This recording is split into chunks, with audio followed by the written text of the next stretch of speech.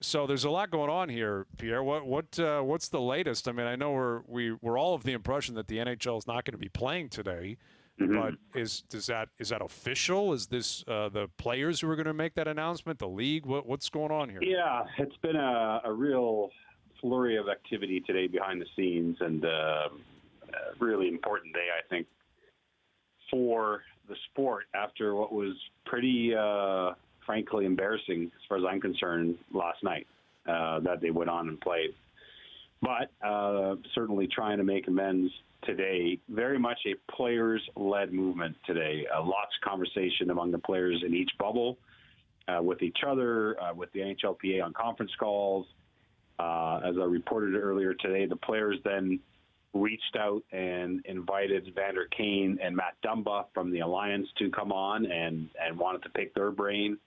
And, had a chance to briefly chat with Vander Kane today, who was, really happy to see that. And given the events of last night, again, it's just one day and lots to be done here on this issue, but a much more positive frame of mind, I think, for the sport today. But again, the key thing here is player driven, and that's where I have a bit of disappointment with the NHL myself. The NHL, the players, Pierre. Like when you say that was embarrassing. The players were embarrassing last night because, like, Adam Silver didn't do that yesterday in the NBA. The players did. Yeah, I think everyone. I'm not, from players, coaches to league officials, everyone. I just think, but I could live with the Lightning Boston game having gone on because, O-Dog and Noodles know players and routine. I mean, some players don't even look at their phone 8 hours out from puck drop, whatever. So it was a little tight for that game. But the 10:30 Eastern game in Edmonton, there was time, I feel, to react to what was going on in the sports world and call that game off. So I wasn't very happy with that, I have to say.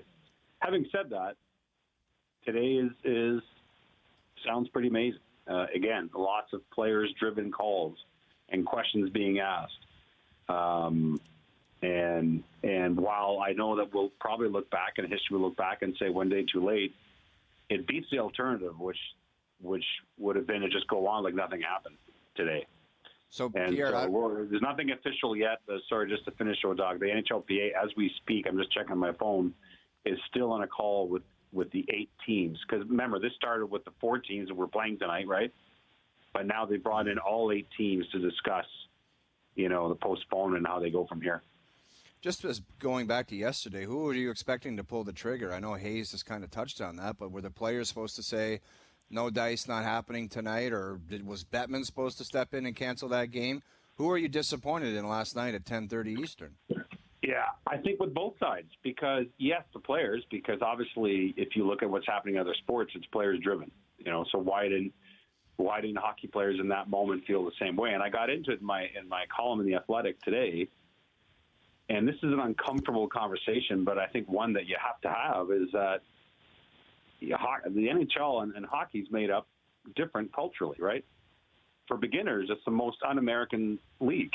I mean, it's 75% of NHL players are not from America. Now, that doesn't mean that there isn't racism all over the world. Let's wake up here.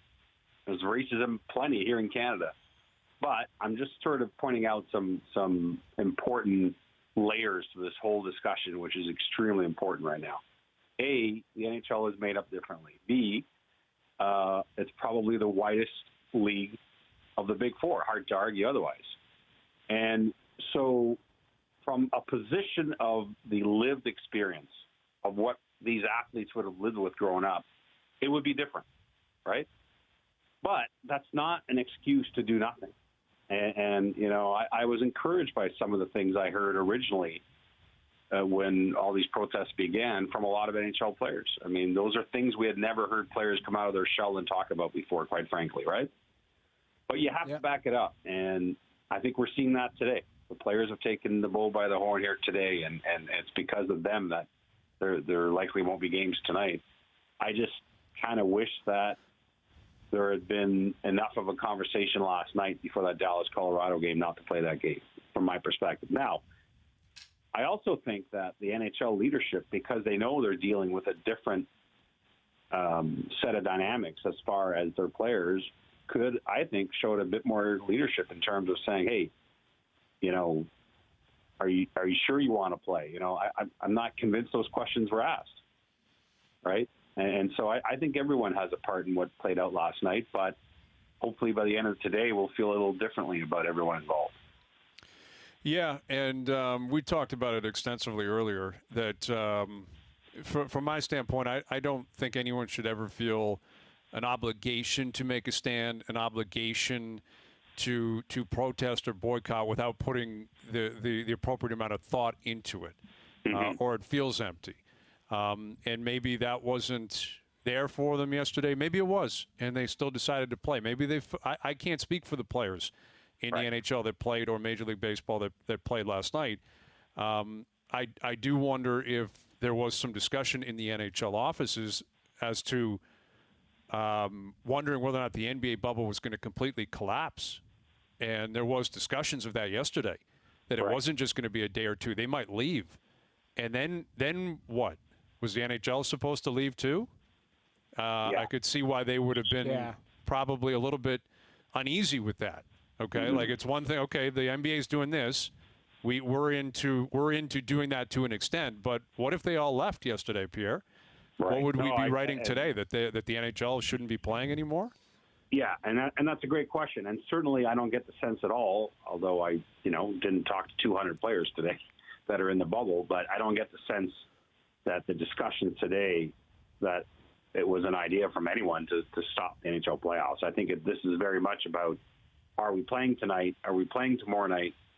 And, what else? I mean, I think one of the reasons that they had Evander Kane and Matt Dumont on is to further the conversation. And in fact, it wouldn't surprise me if there are no games tonight, and then we'll see what they decide about for tomorrow, whether some of the players in the bubble use what will obviously be free time they didn't think they were going to have to actually reach back out to the Alliance to further this dialogue.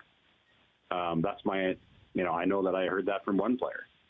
So, listen, a lot to digest here. And I can go on forever, guys. There's so much that is hard for me to accept. I mean, the lack of diversity in our sport for beginners, the idea that the NHL has a slogan that was hockey for everyone, I think we could stop using that. Like, not only is it unaffordable for so many different segments of society to play hockey at an elite level, I don't know that it's getting any better. I think it's getting worse. And I think the league has a real issue on its hands with that. Like, I see already at the minor hockey level with my kids, where right off the hop, you start having these side skill sessions and this and that clinic and that camp. And it's not every parent that can get in on it. And I think hockey has an issue with that, with the price of equipment that is deeply affecting the socioeconomic fabric of the players that come out and reach the NHL level. And I know that's a bigger picture conversation for another day, but it's something I keep coming back to as I look at all this here. Yeah, and I think that's always been the case. I think it might be more extreme today than it was, but it's always cost more to rent ice. There's more equipment involved. There's generally more travel involved. And I don't think that necessarily falls on the desk of Gary Bettman. No, that's more Hockey Canada, and that's. I don't know how you can compete, though. How do you compete with a sport that, basketball, you got a ball and runners. Soccer, you got a ball. Right.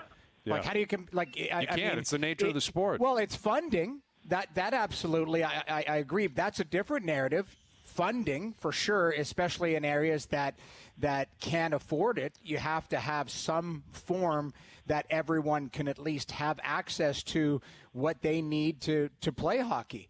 But you're right, like, just the raw semantics of it. Like, we could go out in a yard, in a schoolyard, and play basketball or soccer. You can't do that in hockey. It's just the raw semantics of it. That has to be a conversation as well, and that's a bigger conversation. And even the step before that, wanting to play hockey, I think is something that needs to be pushed forward, is who wants to play hockey and who wants to feel like they'll be included. And that gets back to the slogan, I guess, hockey is for everyone.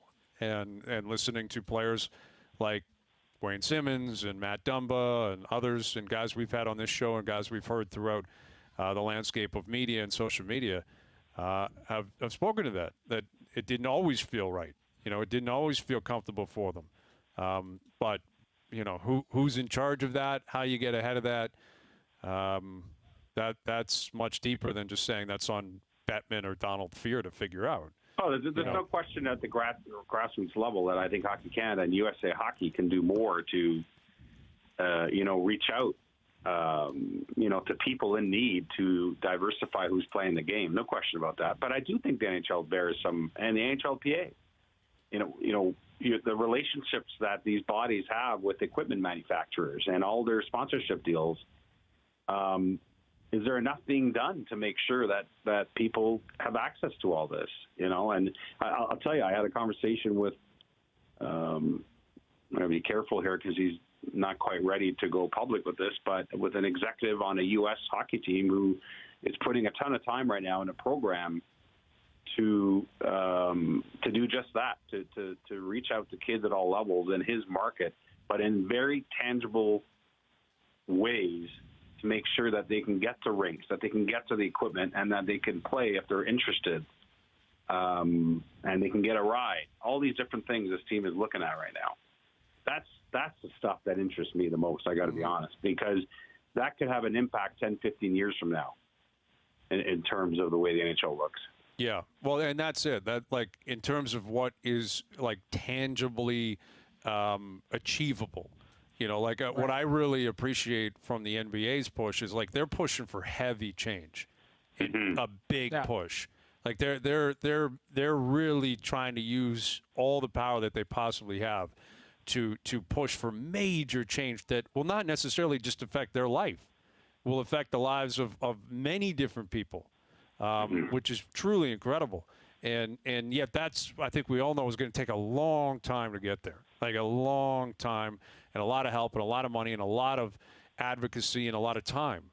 But, taking care of what is right in front of you, or putting yourself into the scenario and trying to help and trying to invest with your time, with your money, with your platform, is something that I think we can expect more of from a lot of different people, from everyone involved in the sports world. And I could see that being a part of where we go with all this into the future.